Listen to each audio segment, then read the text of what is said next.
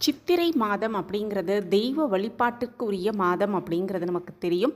அந்த சித்திரை மாதத்தில் வரக்கூடிய அமாவாசை அன்னைக்கு இந்த ஒரு பொருளை பசு மாட்டிற்கு கொடுத்தால் ஐஸ்வர்யம் பெருகும், கடன் தீரும், அது மட்டுமல்ல பணம் சேரும் அப்படிங்கிறத பற்றி இந்த பதிவில் நம்ம தெரிஞ்சுக்கலாம்.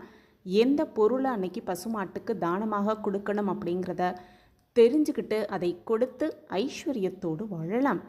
சித்திரை மாதம் அப்படிங்கிறது தமிழ் ஆண்டின் முதலாவது மாதம் அப்படிங்கிறது நமக்கு தெரியும். அமாவாசை அப்படிங்கிறது முன்னோர் வழிபாட்டிற்குரிய ஒரு அற்புதமான நாளாகவே சொல்லப்பட்டிருக்கு. இந்த நாளில் விரதம் இருந்து பித்ருகளுக்கு தர்ப்பணம் கொடுத்து தான தர்மம் நம்ம கொடுத்தோன்னா பித்ருகளோட ஆசி முழுமையாக கிடைக்கும் அப்படின்னு சாஸ்திரத்தில் சொல்லப்பட்டிருக்கு. மாதந்தோறும் வரும் அமாவாசையில் விரதம் இருந்து பித்ரு தர்ப்பணம் கொடுக்க முடியாதவங்க கூட வருடத்தில் 3 அமாவாசைகளை தவறவே கூடாது. அந்த 3 அமாவாசை தை அமாவாசை, ஆடி அமாவாசை, மகாலய அமாவாசை அப்படின்னு சொல்லப்படும் ஐப்பசி மாதத்தில் வரக்கூடிய அமாவாசை ரொம்ப ரொம்ப சிறப்பு வாய்ந்தது.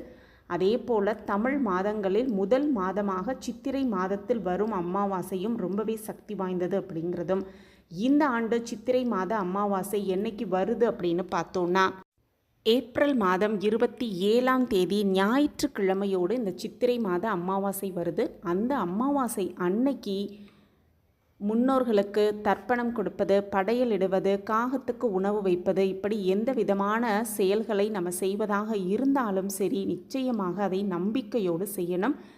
அப்படி செய்யும் பொழுது கண்டிப்பாக இந்த ஒரு விஷயத்தையும் பசுமாட்டிற்கு கொடுக்க மறக்கவே கூடாது.